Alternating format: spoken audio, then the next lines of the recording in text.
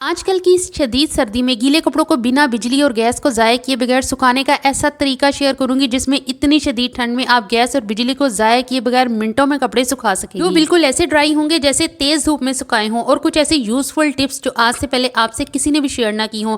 तो बिना स्किप किए वीडियो को पूरा देखिएगा। तो बिस्मिल्लाहिर्रहमानिर्रहीम, अस्सलाम वालेकुम। उम्मीद करती हूँ आप सब खैरियत से होंगे। तो सबसे पहली टिप में मैं आपको बिना हमाम दस्ते और मिक्सी जार को गंदा किए बगैर लहसुन को पीसने का बहुत ही ज़बरदस्त और यूजफुल तरीका शेयर करूंगी, क्योंकि सर्दी है, इसमें हम चाहते हैं कि काम भी जल्दी हो जाए और हमारे बर्तन भी ज़्यादा जो है वो गंदे ना हो।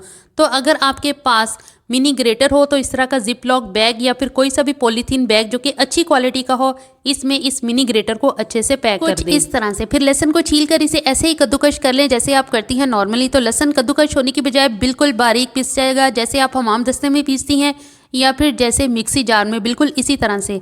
आप सेम इसी तरीके से अदरक को छील कर भी ऐसे ही बारीक पीस सकती हैं जैसे लहसुन को पीसा था। और ग्रेटर बिल्कुल भी गंदा नहीं होगा। जिप लॉक बैग को आप साफ करके दोबारा से रीयूज कर सकती हैं और आपके सर्दी के मौसम में बर्तन भी बहुत ज्यादा गंदे नहीं होंगे और आपका काम भी बहुत आसान हो जाएगा। अगर आपके पास इस तरह का मिनी ग्रेटर ना हो तो जो ग्रेटर यानी कि जो बड़ा ग्रेटर आपके पास हो उसको भी बिल्कुल सेम इसी तरह से जिप लॉक बैग या फिर पॉलीथीन बैग में कवर करके सेम यही काम ले सकती हैं जैसे कि हमने इस मिनी ग्रेटर से लिया है। दूसरी टिप में आपके साथ इस सर्दी के मौसम में फटी हुई एड़ियों को जादुई तरीके से भरने की ऐसी कामयाब रेमेडी शेयर करूंगी जो वाकई वो काम करेगी जो कोई रेमेडी भी इतनी जल्दी इन फटी हुई और क्रैक ज़्यादा एड़ियों को इतने कम टाइम में ना भर सके। इसके लिए एक कटोरी में यूं 2 से 3 टेबलस्पून सरसों का तेल लेकर नीचे से गैस ऑन कर दें, यानी कि हल्की आंच कर दें। जब ऑयल गर्म हो जाए तो इसमें हाफ मोमबत्ती ऐड कर दें, थोड़ी सी पिसी हुई हल्दी शामिल कर दें और हल्की आंच पर तब तक इन अज्जा को पकाएं जब तक मोमबत्ती मेल्ट ना हो जाए। ये तीनों अज्जा फटी हुई एड़ियों को सिर्फ एक रात में ऐसे भरने की सलाहियत रखते हैं, यानी ये एड़ियों को ऐसे प्लेन कर देंगे जैसे ये कभी फटी ही ना हो, बिल्कुल बेबी स्किन की तरह।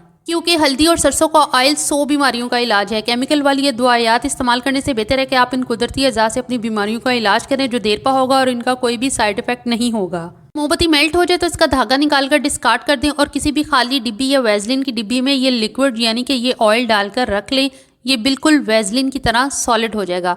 रात को सोने से पहले अपनी एड़ियों को अच्छी तरह से धोकर ये रेमेडी अप्लाई करें और जुराबे पहनकर सो जाएं।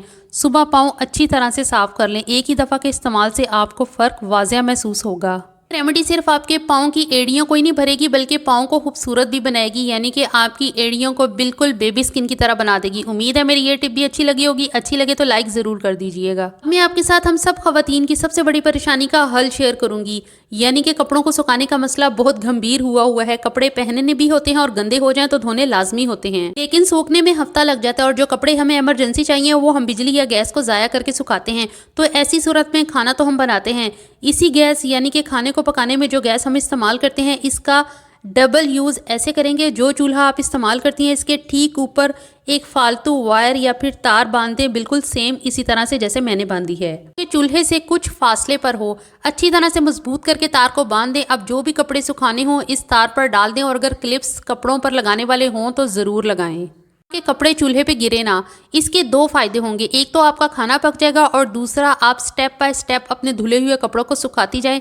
ऐसे कपड़े बहुत जल्दी सूख जाते हैं और आपको कोई भी एक्स्ट्रा बिजली और एक्स्ट्रा गैस खर्च नहीं करनी पड़ती, क्योंकि बच्चों का यूनिफॉर्म तो लाजमी धोकर सुखाना होता है। तो इसी तरीके से आप अपने कपड़ों को इतनी सर्दी में जहां कपड़ों को सूखने में हफ्ता लग जाता है, आप चंद मिनटों में सुखाकर फौरी इस्तेमाल कर सकती हैं। क्योंकि खाना पकाने के लिए चाहे हम सिलेंडर यूज़ करें या गैस, यूज़ तो होना ही होता है। साथ में इसका यूज़ ऐसे करें कि डबल फ़ायदा हो और बचत भी हो। आती है अगली टिप, बेकार पड़ी जुराबें जो कि इस ठंडे मौसम में हमें वो फ़ायदा दे सकती हैं जिसका हमने कभी सोचा भी ना होगा, क्योंकि इसका फैब्रिक थोड़ा मोटा होता है और ये सफाई का काम बहुत ही बेहतरीन करती हैं। ये अब्जॉर्ब बहुत ही जल्द कर लेती हैं गंदगी को, यानी धूल मिट्टी वगैरह को। आप इस तरह से बेकार पड़ी जुराबों को, जिनका अमूमन एक पेयर यानी एक जुराब गुम जाती है और दूसरी लावारिस हो जाती है, इस तरीके से वाइपर के 2 हिस्सों पर एक तरफ और दूसरी तरफ से जुराबों को वाइपर पर चढ़ाकर आप फर्श पर पोंछा लगा सकती हैं।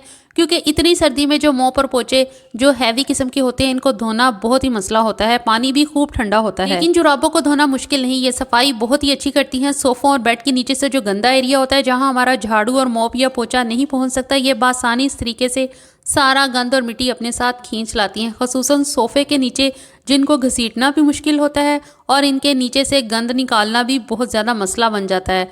तो इस तरीके से आप इन जुराबों की मदद से वाइपर पर चढ़ाकर इस तरीके से सफाई करें तो आपकी जो सफाई है वो बहुत ही ज़्यादा बेस्ट होगी और सोफ़ों के नीचे वाला एरिया हमेशा जो है वो क्लीन रहेगा। आप जुराबों को बआसानी वाइपर से उतार कर इनको क्लीन कर सकती हैं। ये बहुत ही ज़्यादा और अच्छी क्लीन होगी बनिस्बत पोंछे के। तो उम्मीद है ये मेरी आज की यूज़फुल सी वीडियो आपको बहुत अच्छी लगी होगी। अच्छी लगे तो प्लीज़ लाइक ज़रूर कर दें और चैनल को ज़रूर सब्सक्राइब कर दें। अपना बहुत सारा ख्याल रखिएगा, दुआ में याद रखिएगा। मिलते हैं नेक्स्ट वीडियो में। अल्लाह हाफिज़। Thanks for watching.